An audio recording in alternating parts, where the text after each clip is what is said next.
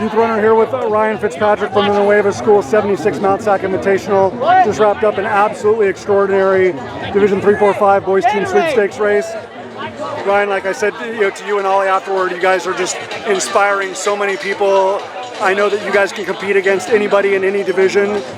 Do you you've proven it, at Lowell, you've proven it at Woodbridge, you've proven it at Clovis. The fact that it was 3 and 4 and 5 altogether today, does that just kind of give you more affirmation and more validation than it's put me in any division and I'm ready to race? Yeah, I think it's very validating. I was definitely nervous coming into this race. We hadn't really raced it in a sweepstakes race at this scale so far this year. So I think, it's definitely really validating to know that I'm definitely competitive at this level. Most definitely. For all the people once upon a time that would come off Reservoir and on the airstrip, and then they're like, okay, that's where the kick starts. Did you talk to Coach Lopez, or did he share advice, or obviously when you guys were warming up, just in terms of how measured you wanted to be and how much you needed to respect, for that last 300 meters on the track? How did you approach that? I think I definitely knew that I needed to be a bit more, a tiny bit more conservative going onto that airstrip than I've been able to in past years.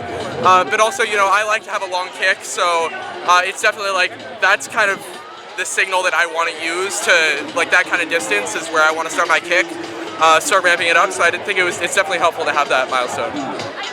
Obviously, the unique aspect of finishing those last 300 meters on the track, it kind of goes from being 3-mile athlete Ryan Fitzpatrick to 800-meter runner, Ryan Fitzpatrick. How did you feel the energy was coming onto the track, and just how you felt the turnover was? Because that if you can find that next gear like you did at Woodward Park, that's going to play favor, but it's a little bit different when you're doing it on a track. So how did you feel the turnover was? Yeah, I think it's definitely.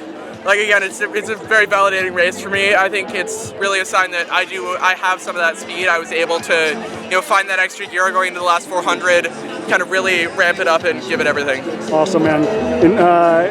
In terms of just the consistency, to get us, essentially to the end of October now, just how reassuring is that for you?